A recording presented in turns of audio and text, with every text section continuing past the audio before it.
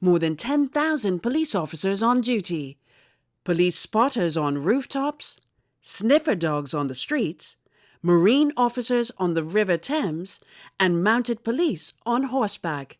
These are just some of the security measures put into place on the day of the funeral for Queen Elizabeth II. Amongst the security forces on the ground was Bermudian Inspector Derek Golding, the sole officer selected to represent the Bermuda Police Service. How did it feel when he found out that he was the only one chosen? Overjoyed. It's like, wow. Initially, I thought it was more than one person, so just not realizing that I was the representative from the police service and the only representative to go, outside of the Premier and the Governor. The Queen's funeral was the biggest single police operation in the history of the British capital.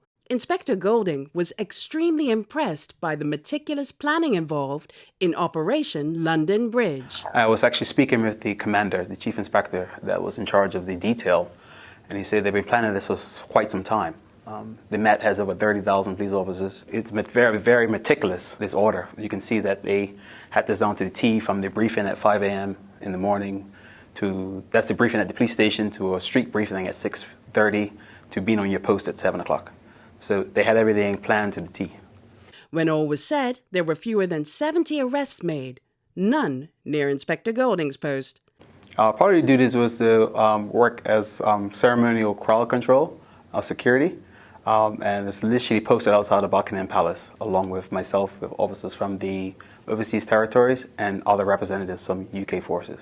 No challenges. Part of the duty is also to mingle with the crowd, know your crowd in your area, because we were posted there for a couple of hours prior to the funeral actually starting. It was a static position around the memorial, Victoria Memorial outside of Buckingham Palace, and part of the briefing was to, know your crowd in front of you.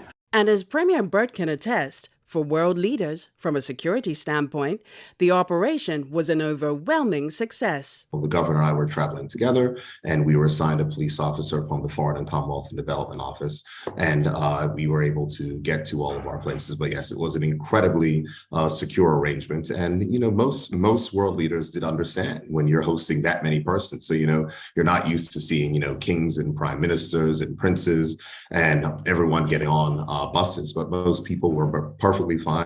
And as the guard commander for ceremonies here in Bermuda, Inspector Golding is no stranger to ceremonial duties, but he said nothing can prepare you for anything on this grander scale. His biggest takeaway from this once-in-a-lifetime experience? I think it's just the fact that I was there in the moment.